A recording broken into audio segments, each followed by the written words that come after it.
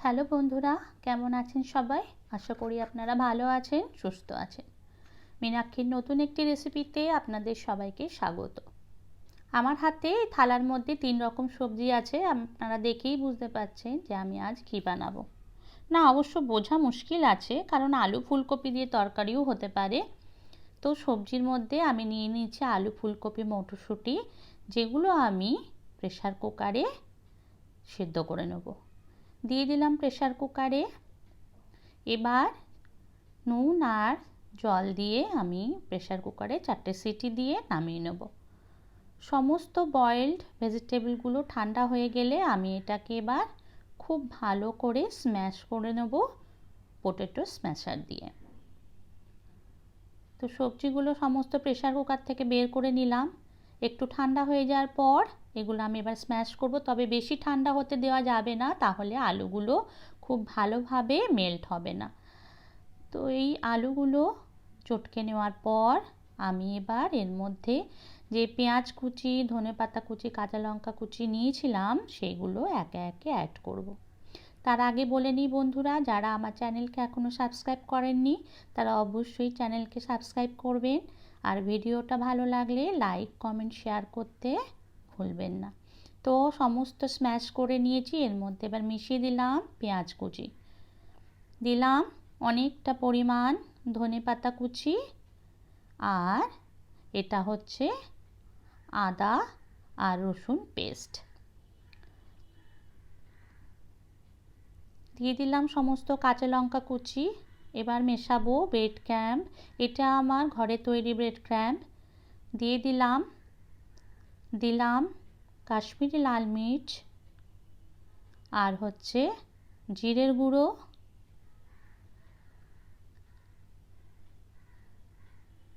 এবার এটাকে খুব ভালোভাবে আমি হাত দিয়ে মেখে নেব। নুনটা এখন আমি দিলাম না, নুনটা পরে অ্যাড করব। তো সমস্তটা মেখে নিয়েছি। এবার দিচ্ছি 2 টেবিল চামচ চালের গুঁড়ো, যাতে এই যে ফ্রাইটা বানাবো সেটা একটু ক্রিস্পি হয়। স্প্যাচুলা দিয়ে ভালো করে মিক্স করে নিচ্ছি।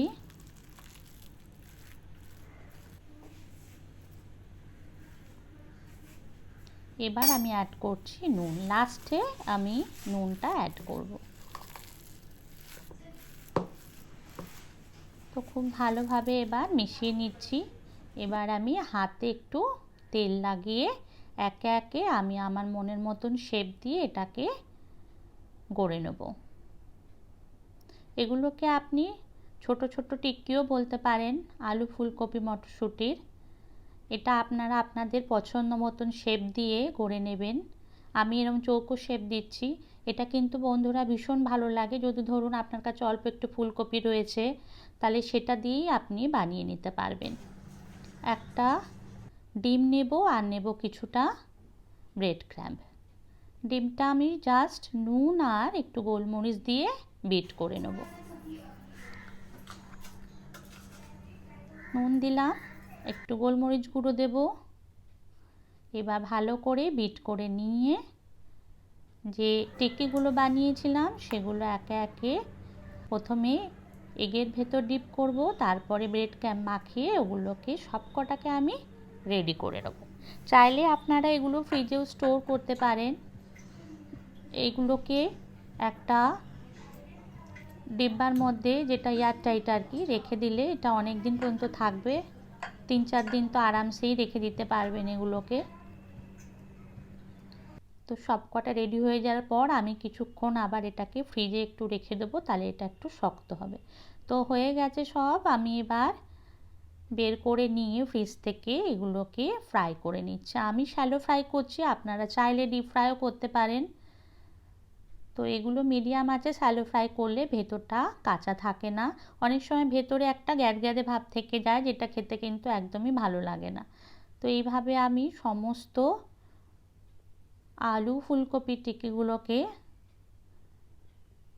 ফ্রাই করে নিচ্ছি। এক পিঠ হয়ে গেছে, আর এক পিঠ উল্টে পাল্টে আমি এভাবে ব্রাউন করে ভেজে নিচ্ছি।